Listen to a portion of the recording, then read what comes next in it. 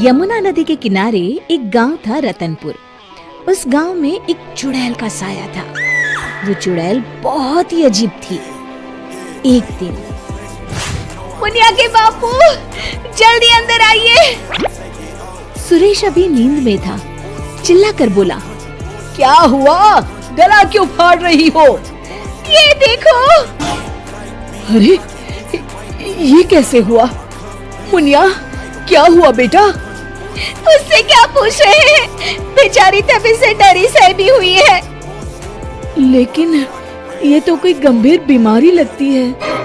हाँ, देखो तो, बेचारी की चुटिया ही काट ली किसी ने। राम राम। लेकिन एक भी बाल आसपास नहीं दिख रहा। हाँ, ये हुआ क्या समझ में ही नहीं आ रहा। ऐसे ही 2-4 दिन मुनिया को देखने और सांत्वना देने वाले भी आए। अब कुछ शांति हुई ही थी कि एक दिन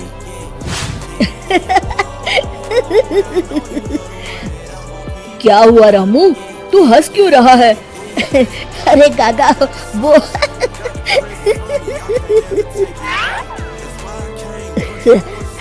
के बच्चे, कुछ बता भी। रूपा काकी की चुटिया कट गई है। हाँ, और मुन्नी भी।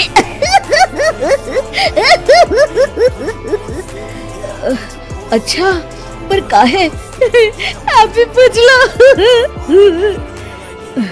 चल कर देखता हूँ। क्या हुआ मुन्नी? ये क्या हल्ला मचा हुआ है?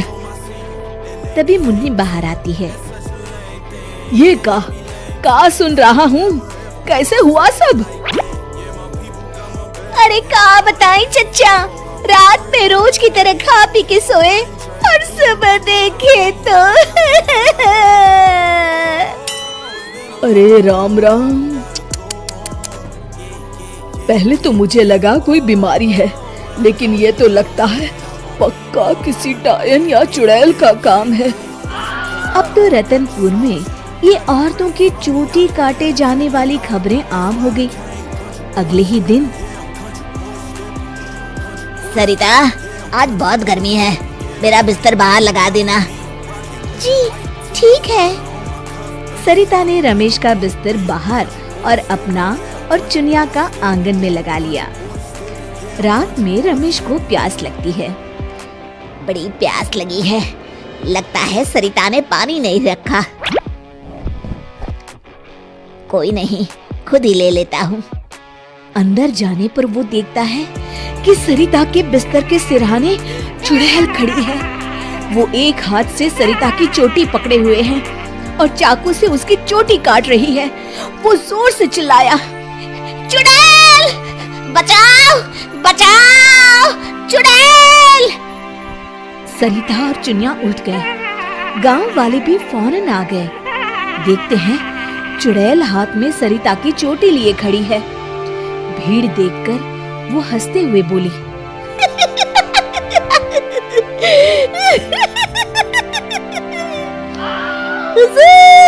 आते आते बहुत देर कर दी।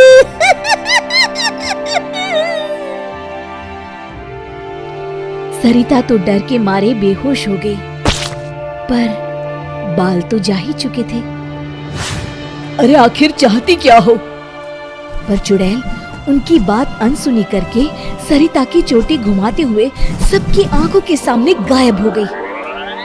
चोटी वाली चुड़ैल की खबर जंगल की आग की तरह पूरे गांव में फैल गई और गांव में बातें चलने लगी। मुनवा, सुना है कल तेरी भाभी की भी चोटी चुड़ैल ले गई। हाँ, उन्हीं के घर मिलने जा रहा हूँ। वैसे तो ठीक ही रहा, कम से कम अब सर पर पल्लू तो टिकेगा। ये बात सही कही आपने। इतना कह के दोनों वहां से चले गए। इसी तरह चुड़ैल का डर सारे गांव में बढ़ता गया और लोग घर छोड़कर वहां से जाने लगे। तभी कुछ गांव के लोग आपस में बात करने लगे। क्यों ना सरपंच जी के पास चले? हाँ, सरपंच जी ने दुनिया देखी है, कोई ना कोई उपाय ढूंढ ही निकालेंगे। हाँ, चलो। और सभी गांव वाले सरपंच जी के घर पहुंच गए। समस्या सुनकर सरपंच ने कहा, समस्या तो सच में गंभीर है। मेरी अम्मा की भी है, आपके यहाँ भी? हाँ, अब क्या करें, चुड़ैल पर किसी का वश है क्या? कोई तो उपाय होगा सरपंच जी। इसके लिए किसी ओझा से मिलकर बात करनी होगी। तभी मदन बोलता है, अगर हमें अपने गांव से इस चुड़ैल का साया हटाना है तो हमें उसकी चोटी काटनी पड़ेगी। मेरी नानी ने मुझे बताया था कि हर चुड़ैल की शक्ति उसकी चोटी में होती है। अगर हम किसी तरह उसकी चोटी काटने में सफल हो गए तो उससे अपना गांव छुटकारा पा जाएगा। बताओ कौन जाएगा चुड़ैल के पास? मैं उसे बताऊंगा कि क्या करना है। अरे मदन भैया, हम मुखिया जी के पास आए हैं मदद मांगने, वही जाएंगे। अरे ऐसे कैसे? मैं गया तो गांव कौन संभालेगा? इस रामू को भेज देते हैं। अरे ओ मुखिया, पगला गया है क्या? भरी जवानी में मौत के मुंह में चला जाऊं? तुम सब छोड़ो, मैं चला जाऊंगा। देखो, वो चुड़ैल अपना काम तभी करती है जब कोई सो रहा हो। आज तक कोई जगा हुआ इंसान उसका शिकार नहीं हुआ है ना? हाँ, सो तो है। तो आज रात सभी को जागते रहना है, सिर्फ मैं सोने का नाटक करूंगा। हाँ हाँ ठीक है।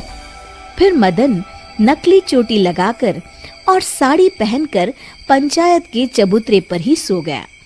रात के 12 बजे चुड़ैल वहां आई। आज पूरे गांव में घुमाई, कोई सोया ही नहीं। तभी उसकी नजर चौक पर सोए मदन पर पड़ी। ये औरत यहाँ क्यों सोई है? लगता है घर में झगड़ा हुआ होगा। खैर मुझे क्या, मुझे तो बाल चाहिए। चुड़ैल ने चोटी काटने के लिए जैसे ही चोटी पकड़ी, वो निकलकर उसके हाथ में आ गई। इसके लिए वो तैयार नहीं थी, इसलिए 2 पल के लिए वो कभी चोटी तो कभी चाकू को देखने लगी। इसी समय का फायदा उठाकर मदन ने उसकी चोटी काट ली। पहले तो वो डर गई, फिर भी हिम्मत करके बोली, कौन है तू? बता कौन है तू, नहीं तो मैं तुझे खा जाऊंगी। तेरी चोटी मेरे पास है, तू मेरा कुछ नहीं बिगाड़ सकती। मदन उसकी चोटी दिखाते हुए हंसता है। मेरी चोटी दे दे, दे दे मेरी चोटी, मेरी चोटी दे दे। चीखते हुए मदन की तरफ बढ़ी। हाँ, अगर एक कदम भी आगे बढ़ाया तो मैं अभी इसे जला दूंगा। नहीं नहीं, ऐसा मत करना।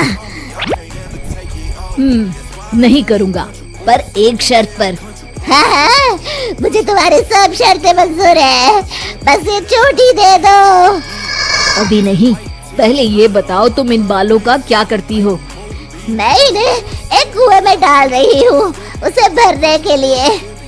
वो क्यों?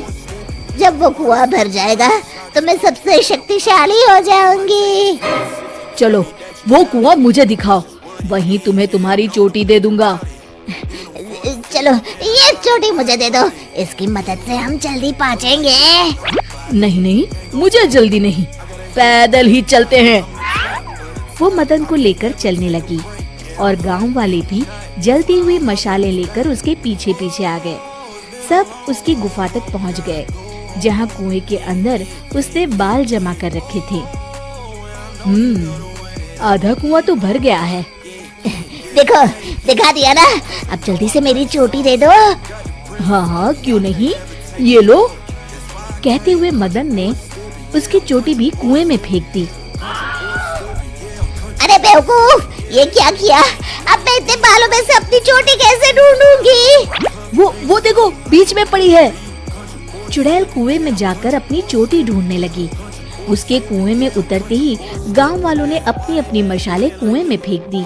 वो धू धू करके जलने लगा। अरे बचाओ रे कोई, मैं सबके बाल वापस कर दूंगी, बचाओ। साथ ही वो चुड़ैल भी जलकर भस्म हो गई। शिक्षा: अगर मिलजुल कर किसी समस्या का हल ढूंढा जाए तो समस्या अवश्य दूर हो जाती है। दोस्तों, हमें उम्मीद है कि आपको हमारी ये कहानी पसंद आई होगी।